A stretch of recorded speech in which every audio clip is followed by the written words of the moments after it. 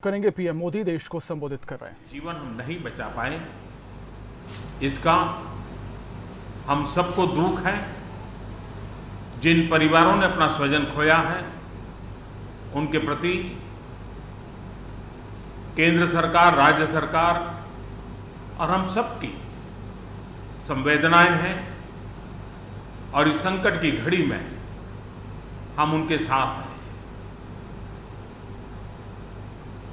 संपत्ति का भी नुकसान काफी होता है, चाहे एग्रीकल्चर हो, चाहे पावर सेक्टर हो, चाहे टेलीकम्युनिकेशन हो, चाहे घरों का उजड़ जाना हो, अनेक प्रकार का, चाहे वो इंफ्रास्ट्रक्चर का हो, चाहे व्यापार जगत से लोग जुड़े हुए हो, चाहे खेती क्षेत्र से जुड़े हुए, हर किसी को नुकसान होता है।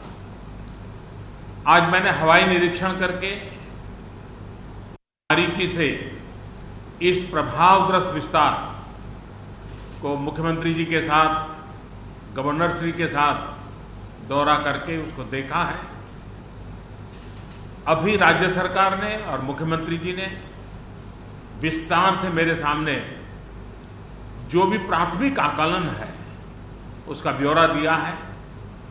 हमने तय किया है कि हो सके उतना जल्द डिटेल में सर्वे हो, कृषि का हो, पावर सेक्टर का हो, टेलीकम्युनिकेशन का हो, घरों की जो स्थिति है, इंफ्रास्ट्रक्चर की जो स्थिति है, केंद्र सरकार की तरफ से भी तत्काल एक टीम आएगी और वो टीम इन सभी क्षेत्रों में सर्वे करेगी और हम मिल करके रिहेबिलिटेशन हो, रिस्टोरेशन हो, रिकंस्ट्रक्शन हो, उसकी व्यापक योजना बना करके बंगाल की इस दुख की घड़ी में हम पूरा साथ देंगे, सहयोग देंगे और बंगाल जल्द से जल्द खड़ा हो जाए, बंगाल जल्द से जल्द तेज गति से आगे बढ़े, इसके लिए भारत सरकार कंधे से कंधा मिला करके काम करेगी और जो भी आवश्यकताएं होगी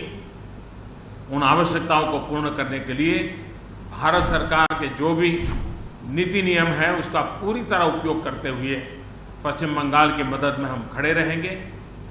अभी तत्काल जो इस संकट की घड़ी में राज्य सरकार को कठिनाई न हो, इसके लिए एक एडवांस असिस्टेंस के रूप में 1000 करोड़ रुपया भारत सरकार की तरफ से व्यवस्था की जाएगी।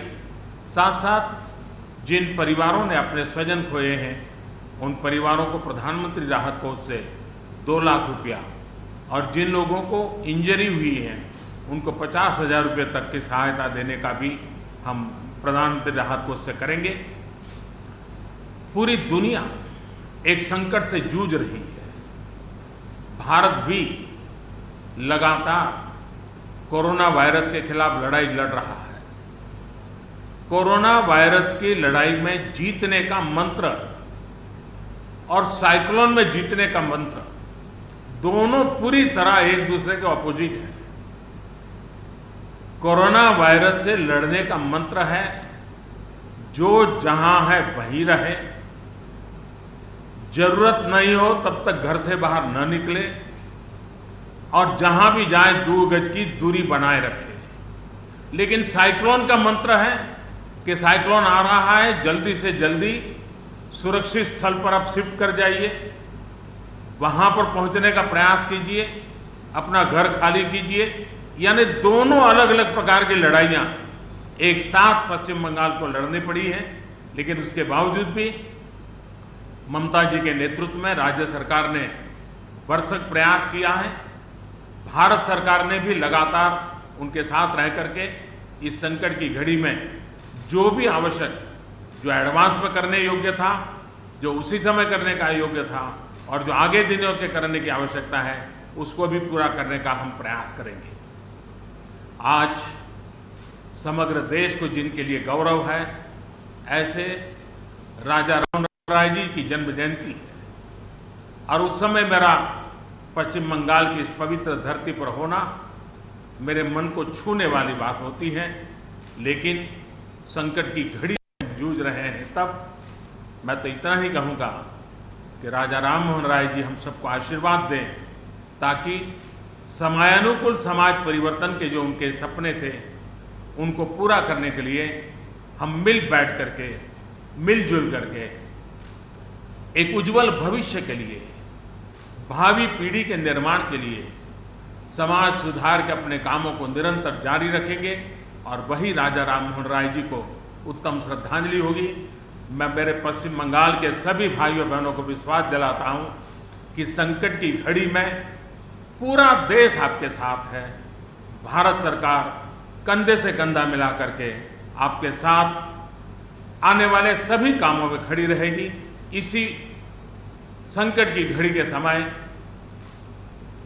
आप सबसे मिलने आया हूं, लेकिन कोरोना वायरस के कारण सब नागरिकों से तो नहीं मिल पा रहा हूं। मन में एक कसक तो रह जाएगी। यहां से मैं आज उड़ीसा की ओर जाऊंगा और वहां भी हवाई निरीक्षण करूंगा, वहां के माननीय मुख्यमंत्री जी से, वहां की सरकार से बातचीत करूंगा। मैं फिर एक बार पश्चिम बंगाल की इस दुख की घड़ी में मैं आपके साथ हूं। जल्द से जल्द आप इस संकट से बाहर निकले, इसके लिए मैं पूरी तरह आपके साथ रहूंगा। बहुत बहुत धन्यवाद।